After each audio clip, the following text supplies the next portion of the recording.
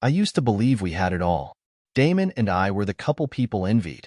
Successful, deeply in love, and seemingly unbreakable. We had built a life that others admired. A beautiful home, flourishing careers, and a bond that felt like it could withstand anything. But perfection is an illusion, and once I noticed the first crack in ours, I couldn't unsee the rest. It started with the little things. Damon had always been affectionate, attentive. His love was something I never had to second guess. But then, it changed. His touch felt calculated, his warmth forced. He laughed at my jokes, but his eyes no longer crinkled at the corners. Then came the secrecy. Damon had always been careless with his phone, leaving it face up on the counter or nightstand without a second thought. Now, it was always in his pocket, always silenced, always face down. When I asked about it, he chuckled. "Work's been overwhelming," he said. "I don't want the emails to interrupt our time together." At first, I believed him. After all, why wouldn't I? We had been together for 15 years. But doubt is like poison. It starts as a whisper and soon takes over every thought. One evening, as we sat at dinner, he barely touched his plate. His phone vibrated against the table, and he flinched. My stomach tightened as he quickly excused himself to take the call in another room. When he returned, I forced a smile. "Who was that?" He hesitated. A flicker, barely a second, but I caught it. "Just Alex from work. He's struggling with a project." His words felt rehearsed, his smile artificial. I nodded, pretending to accept it, but something inside me had shifted. Over the next few weeks, the changes became impossible to ignore. Damon, who never cared for fashion, suddenly bought expensive cologne and new clothes, styles he had never worn before. He spent longer at the gym, though fitness had never interested him. He started working late, then later, then all night. I tried to justify it. People change, I told myself. Maybe he was rediscovering himself. Maybe I was overreacting, but I knew better. The moment of truth arrived on a Saturday morning. Damon had left for an early meeting, and as I cleaned the living room, I noticed his laptop glowing faintly on the coffee table. He never left it unlocked. I shouldn't look, but my hands moved before I could stop them. The screen flickered to life, revealing an email. My breath caught in my throat as I read the words that would shatter everything I thought I knew. "Can't stop thinking about last night. Counting the days until I see you again." I sat frozen, my heart hammering in my chest. The sender's name was one I didn't recognize. The words were simple, but they carried the weight of betrayal. When Damon returned home hours later, he kissed me like he always did, smiled like he always did, but nothing was the same. I smiled back, pretending I hadn't seen, pretending I wasn't drowning in the truth. But I knew, from that moment on, that my marriage was over. After finding that email, I couldn't eat. I couldn't sleep. My mind replayed those words over and over, each syllable slicing through me like a blade. I told myself to wait, to gather more proof before confronting him. Maybe, just maybe, there was an explanation. But deep down, I already knew the truth. And 2 weeks later, I found the second phone. It was a mistake on his part, a slip in an otherwise carefully crafted deception. Damon had tossed his gym bag in the hallway without zipping it, and as I bent down to pick up a fallen water bottle, something else slid out. A sleek black phone, one I had never seen before. My heart pounded as I picked it up. Damon wasn't a tech guy. He used the same phone for years until it practically fell apart. So why did he have this? I pressed the power button. The lock screen was unprotected. I almost wished it had been locked. At least then, I could have pretended I was being paranoid. Instead, I was met with a flood of notifications. All from one name, Sienna. My pulse roared in my ears as I tapped the messages open. The conversation was intimate, sickeningly so. They had exchanged stolen moments, whispered desires, and plans to see each other again. Tonight, I wanted to scream, to throw the phone across the room, but I forced myself to breathe, to stay calm. This wasn't the time for confrontation. I needed to know everything. I placed the phone back exactly as I found it, then spent the next few days watching Damon more closely than ever before. Every time he left the house, I checked the second phone's location sharing feature. Each time, the results crushed me. Lunches at intimate cafes, late-night visits to unfamiliar addresses, even weekend getaways when he had claimed to be on work retreats. He wasn't just cheating. He had built an entirely separate life. I thought I had prepared myself for the worst, but nothing could have braced me for what I saw the night I decided to follow him. Damon had told me he had a company dinner, another vague excuse. But as I sat in my car, watching his location move far away from the city, from any known restaurant or office, my hands clenched into fists. He wasn't at a work event. He was meeting her. I tailed him at a distance, my heart hammering so hard I thought it would break my ribs. The drive took us to a secluded area outside of town, where a small cabin sat tucked between towering trees. And there she was, a younger woman, stepping outside to greet him. Sienna. She smiled, her eyes glowing as she wrapped her arms around him. Damon pulled her close, his hands resting possessively on her waist. Then, they kissed, slow, familiar, intimate. He held her like he used to hold me. I gripped the steering wheel so tightly my knuckles turned white. My breath hitched, but I forced myself to stay still, to document everything. The lies, the betrayal, the life he had built behind my back. It was all there, playing out before my eyes like a cruel joke. I snapped pictures with my phone, my hands shaking. This wasn't paranoia. This wasn't miscommunication. This was undeniable, unforgivable.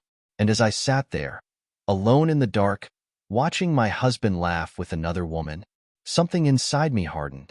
Damon had made his choice. Now, I would make mine. I drove home in silence, the weight of my discovery pressing against my chest like a boulder.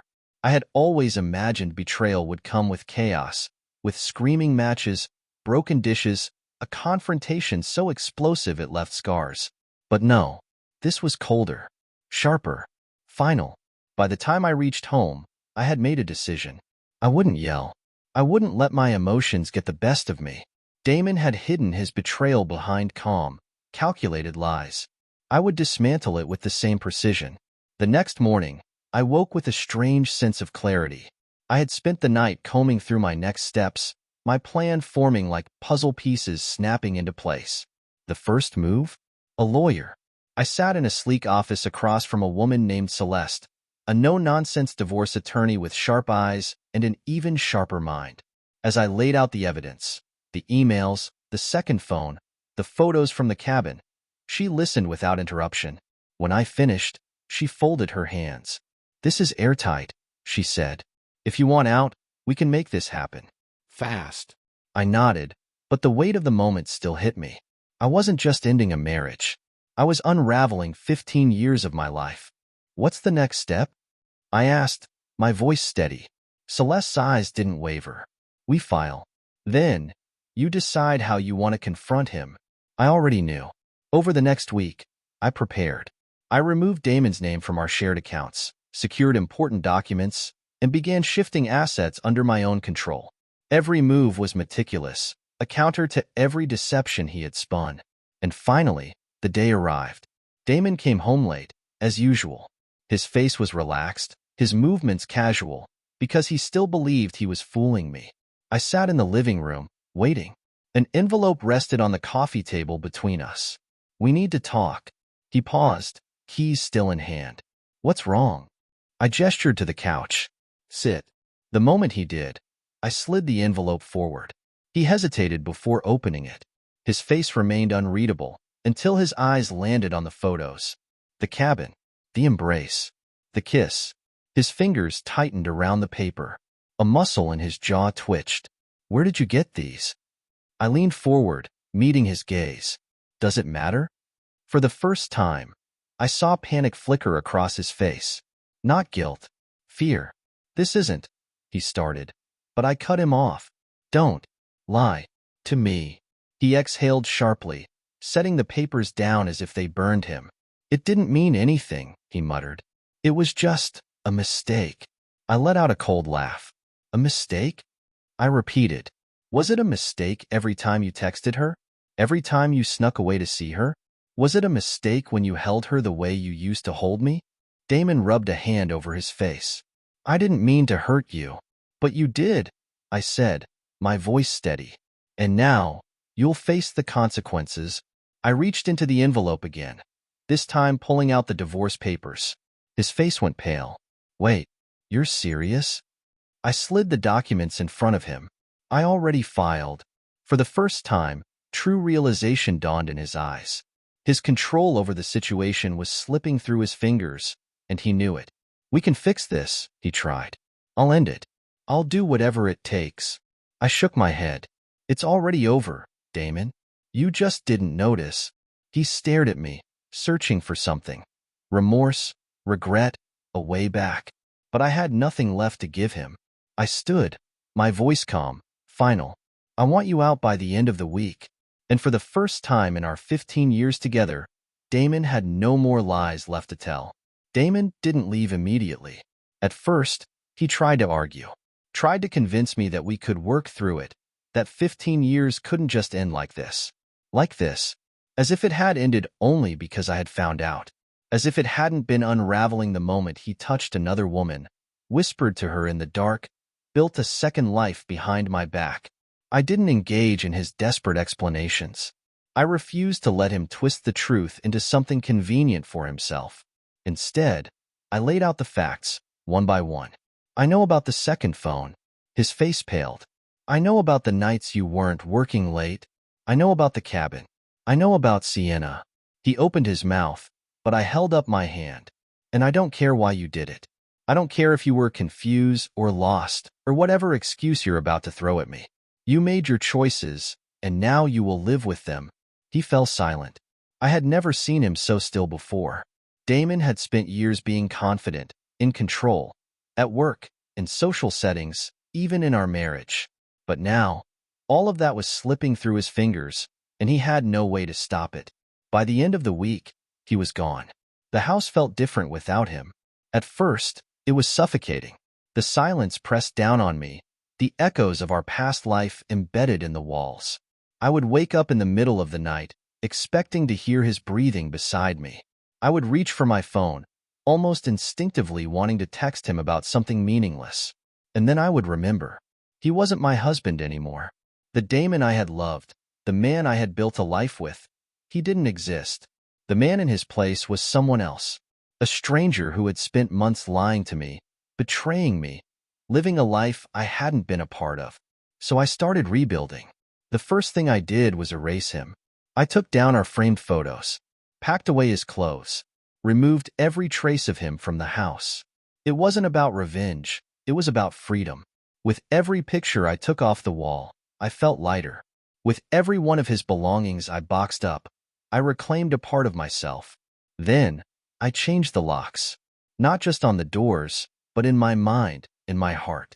Damon wasn't coming back. And for the first time in months, I didn't want him to. Time passed, but I didn't count the days.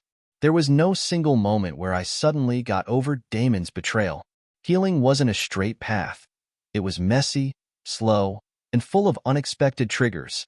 Some mornings, I woke up feeling strong, as if I had finally shaken off the weight of his deception.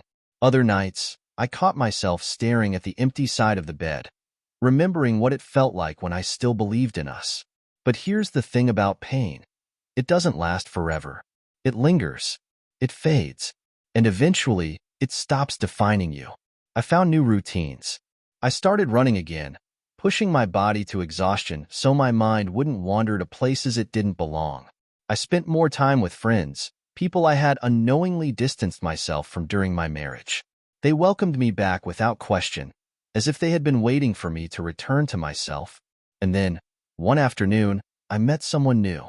His name was Caleb. It wasn't a love story, not at first. We met at a bookstore, both reaching for the same novel. We laughed, made small talk, and something about the ease of our conversation made me pause. For the first time since my marriage ended, I wasn't thinking about Damon. I wasn't comparing. I wasn't mourning. I was simply existing in the moment. We exchanged numbers, and soon, coffee turned into dinners, dinners turned into long walks, and long walks turned into quiet, late-night conversations. Caleb never pushed. He never tried to fix me. He simply saw me, and that was enough. The divorce was finalized 6 months later. When I signed the papers, I expected to feel sadness, grief, something heavy. Instead, All I felt was relief. I wasn't broken. I wasn't bitter. I was free. Damon had stolen a part of my life, but he hadn't stolen my future. I had taken that back for myself. To anyone listening who has ever felt the sting of betrayal, let me tell you this. You will survive.